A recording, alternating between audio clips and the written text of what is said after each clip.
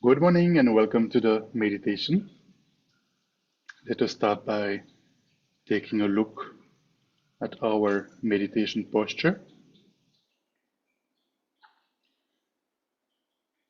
Ideally sitting on the floor in full lotus posture.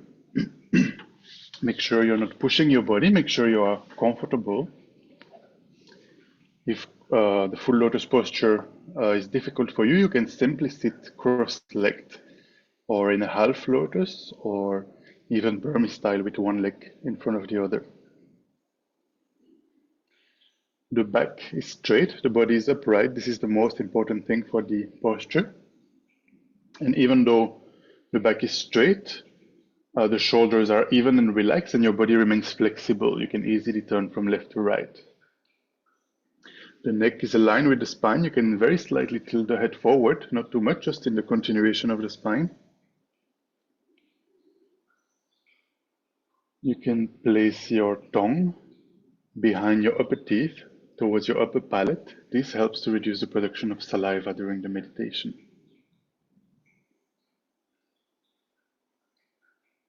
The eyes are slightly open, not completely closed, but we don't pay attention to what our eyes are seeing. It is the mental consciousness that meditates. Also, the hands are in the concentration mudra with the right hand on top of the left. Two thumbs are slightly touching, and this mudra rests on your lap.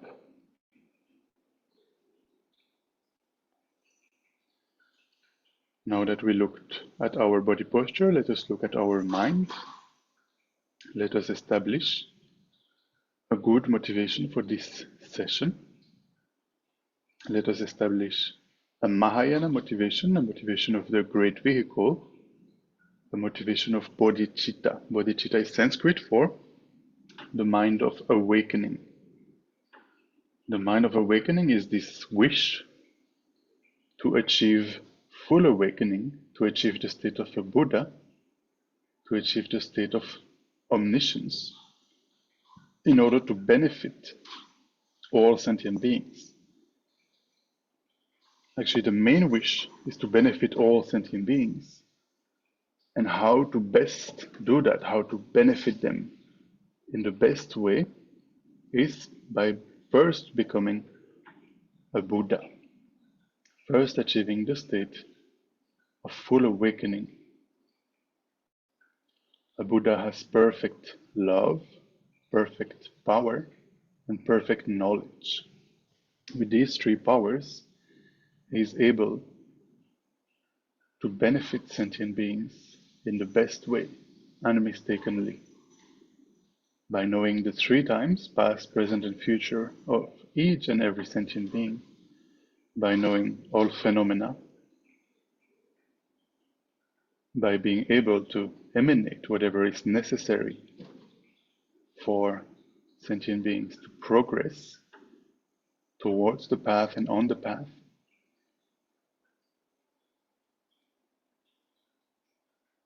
And with this perfect love, meaning the Buddha never takes a break, is never discouraged, is always trying to help sentient beings.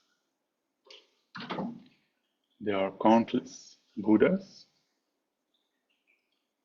infinite number of sentient beings have become Buddhas in the past. We have a special karmic connection to different sentient beings. For example, our parents of this life, our brothers, sisters, friends, enemies. We have a responsibility because of the special karmic connection we have with them. We have a special responsibility. Once we will become fully awakened, they will be the first sentient beings that we will try to benefit. And why we have this responsibility towards them is because at the present we have this precious human life, meaning that not only we were born as humans, but we were born with all our mental, physical capacities, and especially we were born in a place at a time where the Buddha has appeared 2500 years ago. The Buddha has appeared on this earth. The Buddha has turned the wheel of Dharma. He has given so many teachings for several decades. And the teachings are still very much available to this day, especially in this digital era. With just one click, we can listen to the teachings of the Buddha. We can read the teachings of the Buddha. Not only that, but there are so many practitioners. There are so many followers of the Buddha's teachings. There are so many qualified teachers who are passing on the lineage from generation to generation to this day. And there are many supporters who can help us on this journey. So with all these conditions, we have the incredible opportunity to transform our mind by listening, reflecting, and meditating on the Buddha's teachings.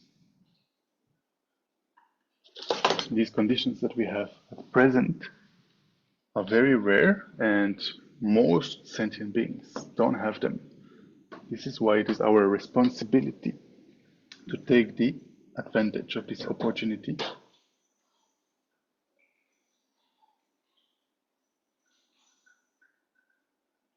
If we contemplate in which state most sentient beings are, continuously making the experience of samsara, continuously taking rebirth again and again since beginningless lifetimes, since time immemorial, because of the power of karma and afflictions, constantly going from high to low, constantly experiencing the results of the karmas they have accumulated in the past, and therefore going through sickness, old age, living in countries that are at war, suffering from poverty, and so on and so forth. Try to generate a sense of compassion for yourself and all sentient beings who are trapped in the vicious prison of the mind.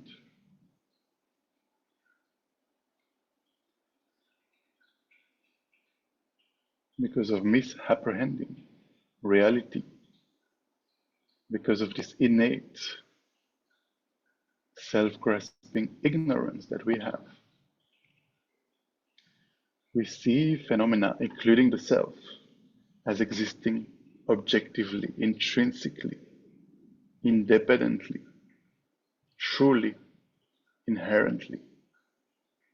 We feel that phenomena exist from their own side, so solid. Especially the self, we have a very strong sense of I, me, myself. Because of this, we have also the impression that we are the center of the universe. We have the impression that we are more important than others. But if we check, if we analyze, if we look carefully, this is totally mistaken. There is absolutely no logic, no valid reason to think that I am more important than others. This is totally mistaken. Because of this impression that we have, that we are the center of the universe, all sorts of mental afflictions, mental delusions arise, such as anger, excessive desire, jealousy, pride, anxiety, depression, and so on and so forth. All these mental afflictions arise.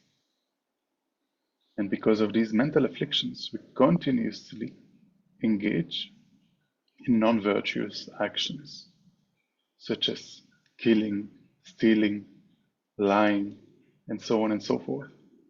Because of these non-virtuous actions, every time we engage in such a non-virtuous action, motivated by our afflictions, it leaves a negative karmic imprint on our mental continuum that inevitably ripens in the form of suffering, as we have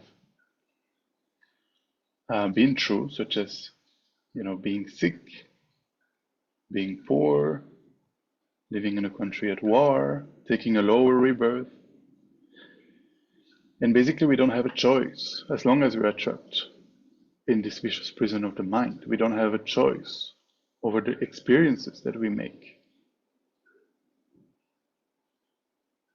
We cannot control when we are about to die where we will take rebirth. We cannot even control today what will be our experience. We cannot decide today I will only meet with pleasant people. We don't know.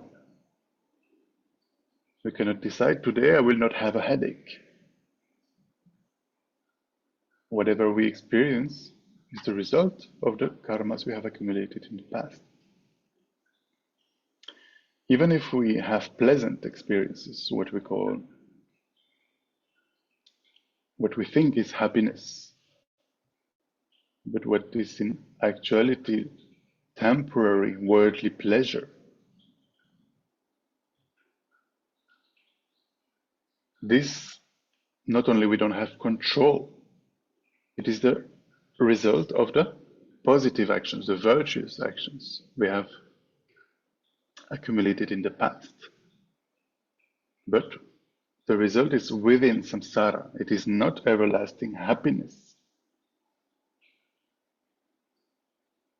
As long as we have this innate ignorance, this impression that all phenomena exist truly, independently, as long as we have this very strong, solid sense of I, me, myself, and all phenomena existing inherently, intrinsically, as long as this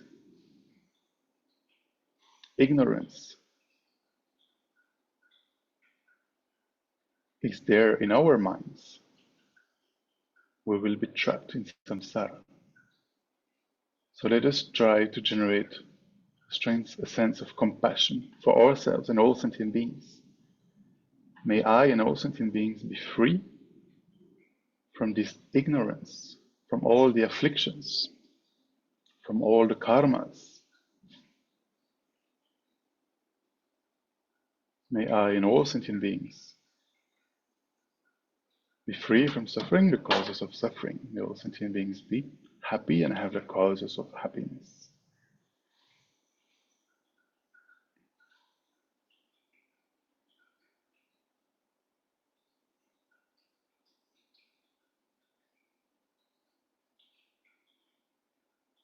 And why do we feel so obliged to generate compassion? Why do we feel so obliged to take a sense of responsibility for our near and dear ones who don't have the precious human rebirth that we have at the moment? Why do we feel this responsibility to ourselves, achieve the state of awakening, achieve the state of Buddhahood, in order to free them, to liberate them, to guide them? It's because of the incredible kindness they have shown to us in the past, the incredible kindness that they are even showing to us at the present. We can contemplate that absolutely everything we know, absolutely everything we have, just the device that we have in front of us. Can you imagine how countless sentient beings have been involved for you to have this computer, phone, or tablet in front of you? How many hands have been involved? How many sentient beings suffered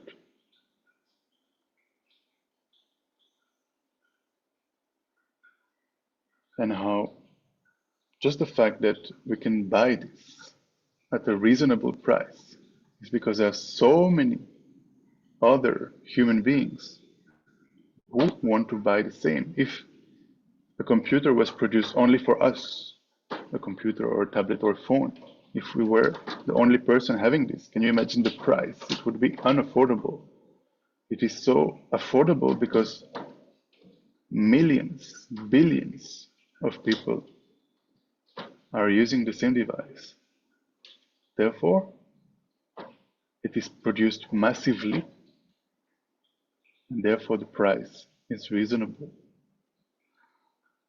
But we can think also, the languages that we speak, the fact that we can understand or read English is due to the kindness of those who have taught us. The clothes we wear, the food we eat, the roads we take, all of that is due to the kindness of others. And if we consider rebirth, if we consider countless past lives,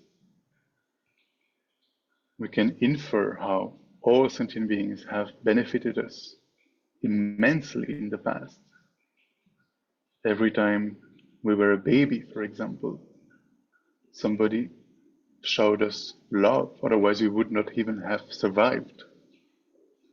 His Holiness the Dalai Lama often reminds us that a baby, if it doesn't receive affection, doesn't survive.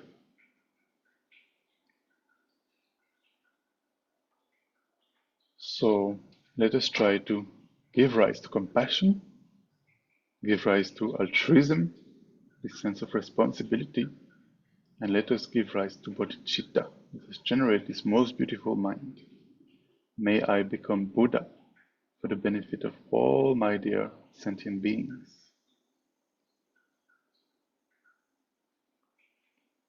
With this motivation in mind, we will engage in Shamatha practice this morning. I'll very quickly remind you of the instructions for Shamatha. The first is the posture that we already looked at the beginning of the session. The most important point for the posture is for the body to be upright, for the back to be straight. The second instruction is that we need an object of meditation. What are we actually meditating on? And if you're familiar with Shamatha and more specifically with single-pointed meditation, I would encourage you to keep the same object from session to session.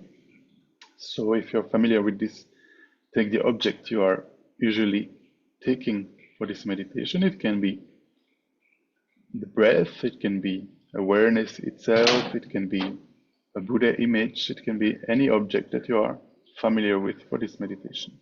If you don't have an object you're familiar with, I would recommend to start with the breathing sensation at the entrance of the nostrils. Try to place all your attention, all your focus at the entrance of the nostrils, and more specifically at the breathing sensation, the feeling of breathing at the entrance of the nostrils. The third instruction is that during meditation, we tend to get distracted. And the two main ways we get distracted is with mental excitement and mental laxity. Mental excitement is mostly being distracted with thoughts about the past and the future. We start to think about the lunch we will have later today, or about a discussion we had yesterday, or our plans for this afternoon, and so on and so forth. Therefore, we lose our object of meditation. The second way we get distracted is with mental laxity or mental dullness, also called mental lethargy. Basically, we don't put enough application in our meditation, and the mind starts to sink or kind of fall asleep. And therefore, we also lose our object of meditation. So finally, the last instruction is to make use of two antidotes to counteract these distractions. The first antidote is called introspection or alertness. It is basically a small part in the background of your mind that is constantly checking, am I meditating? Am I concentrated on my object of meditation? And when this alertness, when this introspection notices that the mind has wandered, distracted with thoughts or distracted with lethargy, then we make use of the second antidote, which is called mindfulness. The role of mindfulness is to remember the object of meditation. So if the mind has wandered, mindfulness brings the mind back onto the object of meditation and makes sure it stays there onto the object. An analogy that I like to use is that if you have a pet dog at home and the dog runs away from home, introspection notices that the dog is gone, and mindfulness brings the dog back home. And you can also imagine tying him against a pillar so that the dog remains at home. So this is similarly what we are doing with our mind. We are constantly checking, like our mind is concentrated on our object of meditation, and in the background, a small part of the mind, the mental factor of introspection, is checking.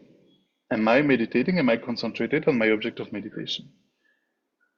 The moment I notice that I am not concentrated on my object of meditation, I use mindfulness to bring the mind back onto the object of meditation. And we do this again and again. We are training basically in using those two mental factors. So let us do this meditation for about 5 minutes today.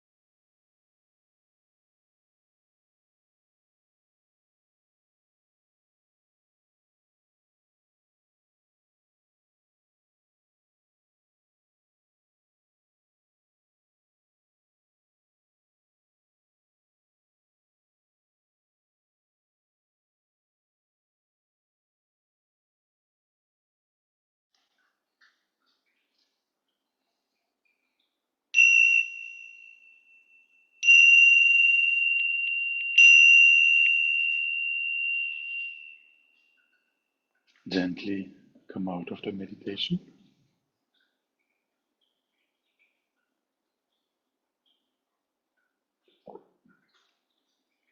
So 5 minutes might seem short.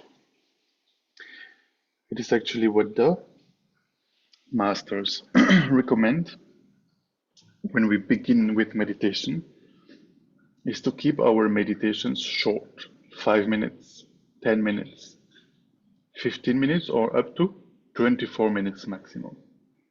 There are two reasons for that. The first one is because we are getting familiar with the antidotes of introspection and mindfulness.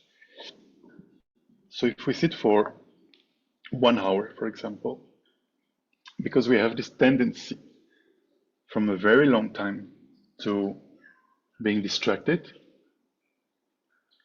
if we don't,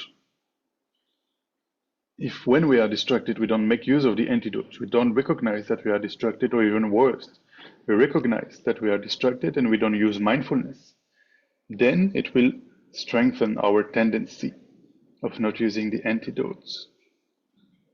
And it will make it more and more difficult to develop these antidotes. On the other hand, if we sit for 5 minutes and we make a quality session of 5 minutes, for 5 minutes we're really trying to use introspection and mindfulness, then gradually we will progress. And at the beginning, it is not about the intensity of the meditation, but about the being regular, being consistent. It is advised to sit at least for 5 minutes a day, to sit every day. The consistency at the beginning will be the key. It is much more beneficial, we will make much more progress if we sit for 5 minutes a day rather than, let's say, making a session of 2 hours once a week, or even sitting for 8 hours in one day per month. Just doing 5 minutes a day will have much more impact, and we'll see much more progress. The second reason is that if we sit for 5 minutes like we did now, at the end of the 5 minutes, maybe we have the feeling, the wish to meditate more, that it felt short and we want to do it again. So this is very good, because in the other hand, if we sit for, let's say, 2 hours, at the end we might feel tired, have pain in the knees, have pain in the back, have pain in the neck, and have this mental agitation and this mental exhaustion that might lead us not to sit again. The next time we see our meditation cushion, we might feel sick, we might not want to sit. So this is definitely something we want to avoid. All right. Let us dedicate the merits that we have accumulated this morning by trying to generate the mind of bodhicitta, the awakening mind, and trying to develop our mental factors of introspection and mindfulness by meditating on shamatha. Let us dedicate these merits so that we may soon, very soon, achieve the state of fully awakened Buddhas in order to benefit countless sentient beings without leaving even one aside. May the precious minds of the wisdom of emptiness and the bodhicitta that have not a reason arise and grow, and may that which has a reason never diminish but increase forevermore. Due to our merits, may our spiritual teachers, and in particular His Holiness the Dalai Lama, may they have a very long life, very long and healthy life, and may continue to teach us the Buddha Dharma for a very long time.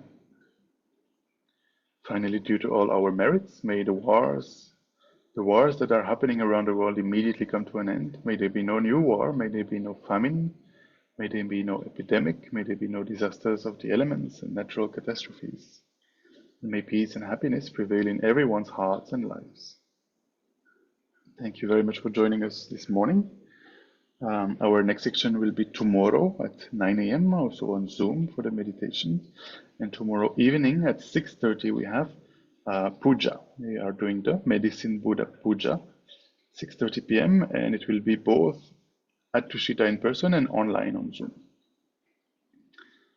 And then on Saturday at 2 p.m., we will be reciting the names of Arya Manjushri for the swift return of Lama Zopa Rinpoche, the co-founder of Tushita Delhi Foundation for the Preservation of the Mahayana Tradition, who showed the aspect of passing away almost a year ago.